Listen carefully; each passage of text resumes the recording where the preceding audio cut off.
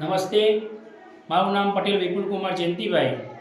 મારી શાળાનું નામ શ્રી ઉમેદપુરા પ્રાથમિક શાળા, તાલુકો સમી. મારા ઇનોવેશનનું નામ છે અક્ષય પોષણ.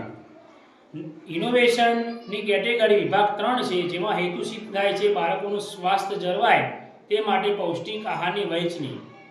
આ નવતર પ્રયોગમાં સાધન સામગ્રીમાં મગ ભરવાની પવાલી છે. નવતર પ્રયોગની શરૂઆત જૂન 2024થી કરવામાં આવી. નવતર પ્રયોગની કાર્યપદ્ધતિ જો જણાવું તો તમને જૂન 2024 પહેલાં જ્યારે બાળકોનો જન્મદિવસ હતો ત્યારે બાળકો ચોકલેટ, કેક કે અન્ય ખાદ્ય ચીજ વસ્તુઓ લાવતા હતા. આવી બિન આરોગ્યપ્રદ વસ્તુઓના કારણે બાળકોમાં બીમારીનું પ્રમાણ જોવા મળ્યું અને તેના કારણે બાળકોની ગેરહાજરીમાં પણ પ્રમાણ વધ્યું.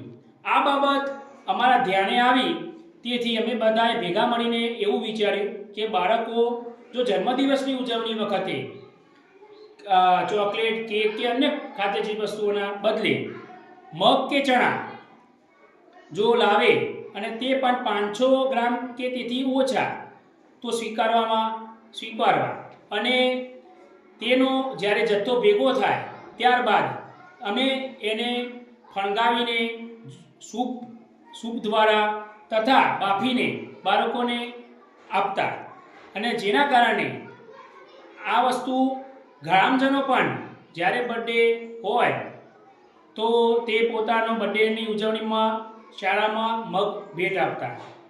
ચણાની વાત એટલા માટે કરી, ચણા મધ્યાહન ભોજનમાં મળતા હોવાના કારણે અમે બાળકોને આગ્રહ કરતા કે તમે ચણાના બદલે મગ લાવો.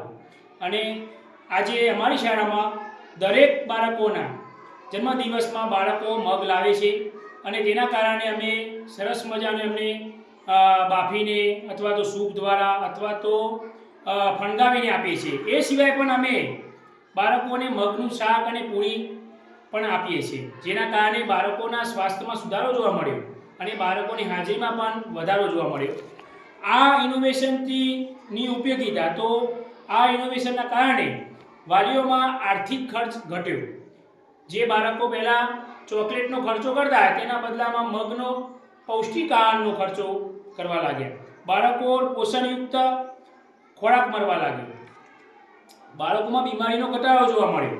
શાળામાં નિયમિતતામાં વધારો જોવા મળ્યો. પાચન શક્તિમાં બાળકમાં પાચન શક્તિનો સુધારો જોવા મળ્યો. આ રીતે અસ્તુ.